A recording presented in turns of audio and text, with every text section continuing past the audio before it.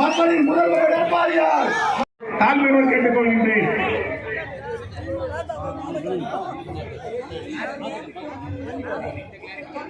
கழகத்தினுடைய பொதுச் செயலாளர் தயவு செய்து அங்கே வேப்ப மரத்துக்கடியில் நிற்பவர்கள் நீங்கள் முன்புறமாக இங்கே வாருங்கள். உங்கள் மத்தியிலே உரையாற்றுவதற்காக சரியாக ஒரு செகண்டிலே உங்கள் மத்தியிலே உரையாற்றுவதற்கு இருக்கின்றார்கள். ஆகவே வெற்றி நம் பக்கம் இருக்கின்றது. இன்றைக்கு திராவிட முன்னேற்ற கழக ஆட்சியிலே 3 ஆண்டு கால ஆட்சி. இந்த 3 ஆண்டு கால ஆட்சியில் இந்த நாட்டு மக்களுக்கு என்ன செய்தால் என்று மக்களுடைய கேள்வி.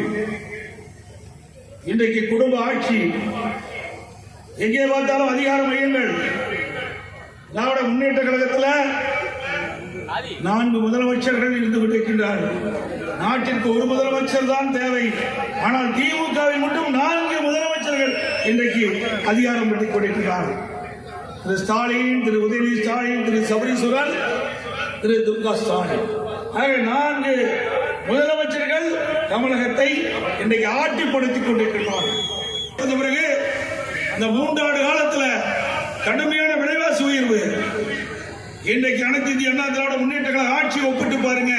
2011க்கு முந்தைய பொழுது 2011க்கு பின்பு எப்படி இருக்கிறது என்று 10 ஆண்டு கால அனைத்து இந்திய அண்ணா திராவிட முன்னேற்ற கழக ஆட்சியில் என்னென்ன திட்டங்களை கொண்டு வந்தோம், அதனால் மக்களுக்கு என்னென்ன நன்மை கிடைக்கிறது என்று சீர்தூக்கி பாருங்கள்.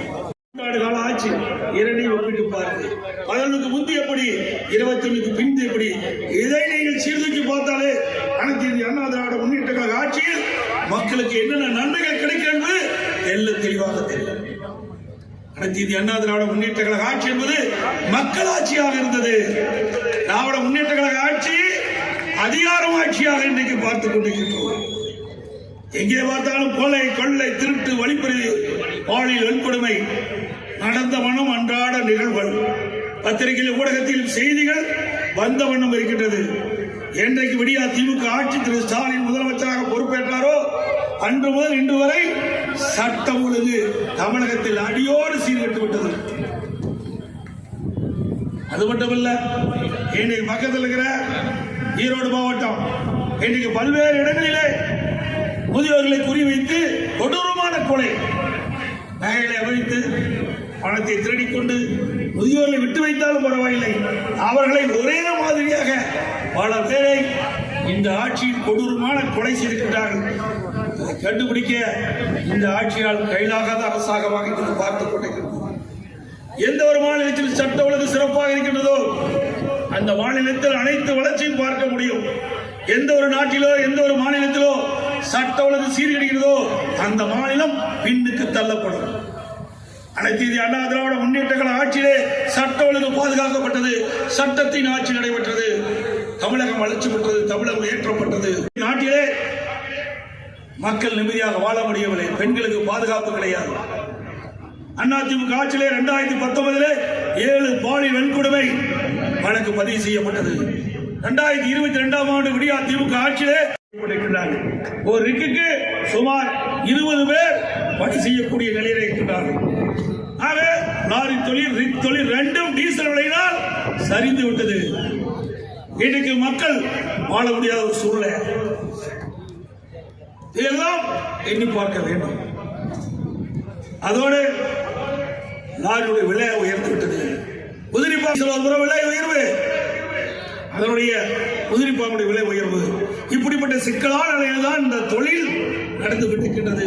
அனைத்து இந்திய அண்ணா திராவிட முன்னேற்ற கழக ஆட்சியிலே டீசல் விலை உயரலாமல் பார்த்துக்கொண்டோம்.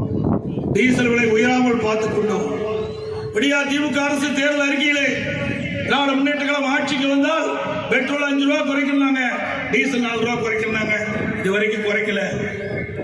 டீசலை பொறுத்த வரைக்கும் மத்திய மாநில அரசு 2 வரி போட்டிருக்குது. மத்திய அரசு வெளிநாட்டிலிருந்து டீசலை, கச்சா எண்ணெய் இறக்குமதி செய்யறாங்க. அதனுடைய விலை குறைவு.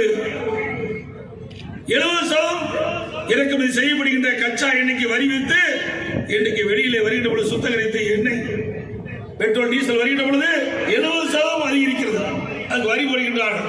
அப்போ இந்த டீசல் பயன்படுத்துகின்ற லாரி தொழில் மீனவ மக்கள், விவசாயிகள் அத்தனை பேரும் பாதிக்கப்படுகிறார்கள். அவர்களுக்கெல்லாம் கான்கிரீட் வீடுகள் அதிமுக ஆட்சியை கட்டிக் கொடுக்கப்படும். அருமையான கான்கிரீட் வீடுகள் இந்த நாமக்கல் மாவட்டம், இந்த தமிழ்நாடு முழுவதும் ஆதிராள் மக்களுக்கும் அறிவியல் மக்களுக்கும் இதற்கு தனி நிதி ஒதுக்கீடு செஞ்சு பிரம்மாண்டமான கான்கிரீட் வீடுகள் அந்த ஏழை மக்களுக்கு கட்டி கொடுக்கப்படும் என்ற செய்தி இந்த நேரத்தில் தெரிவிக்கிறேன். தமிழர் உரிமை மீட்போம், தமிழ்நாடு காப்போம். தமிழர் உரிமை மீட்போம், தமிழ்நாடு காப்போம். நான் சொல்றது அப்படியே திருப்பி சொல்லுங்க. ஒற்றை விரலால் ஓங்கி அடிப்போம், ஒற்றை விரலால்